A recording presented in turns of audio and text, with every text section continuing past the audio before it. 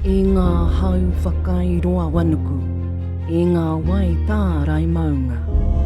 E horahia nei ko ngā toki paukōrero, ko ngā kura wānanga. O ngā whakapapa o tua whakarere.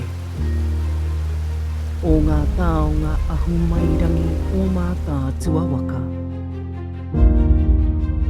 Nau mai rā ki ngā puaroa Oronuku.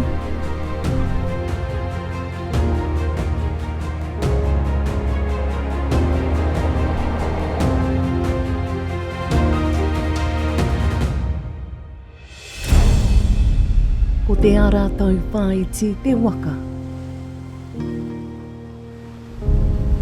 Ko ti waka waka te tangata.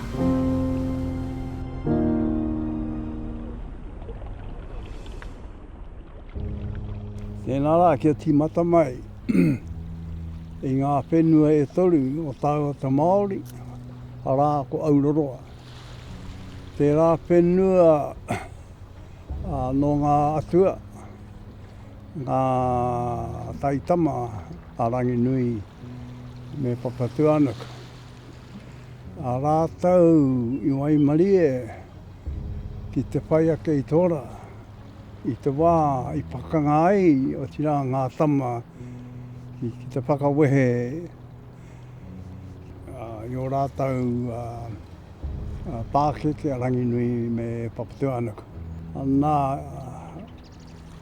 ka arāke o tira ko ngā atua tike mohi o tēnei tātou rato i tēnei rā. Rā ko tāne. Ko Tangaroa, ko Haumie, Tāpiri Mātea, me te Ramomo.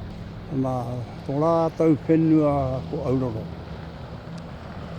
Nā, ko te whenua tuarua ko Mataora. Tērā whenua e noho ana a Māui.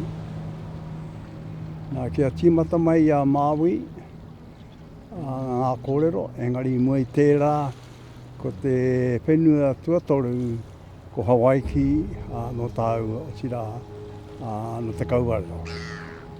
Tō reira Auroroa no te kauerunga, Mataora no te ārero, Hawaiki no tāu no te tangata. Nā, kia hoki ake tira kia Māui. Nā Māui ko papa titi rauma ewa, ka puta ko ti waka waka. Nā tēnei tipuna ti waka waka, e ai ki ngā kōrero a ngā tiawa. Ko ia te tangata tuatahi i tau mai ki tēnei whenua Aotearoa.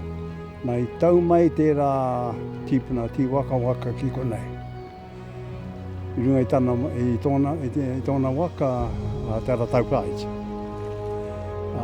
Ko te hunga tana iwi ko Ngainui. Nā ka tau mai tērā waka ki konei, reira ka hangatia a kāpū te rangi tērā pātapito i runga ake.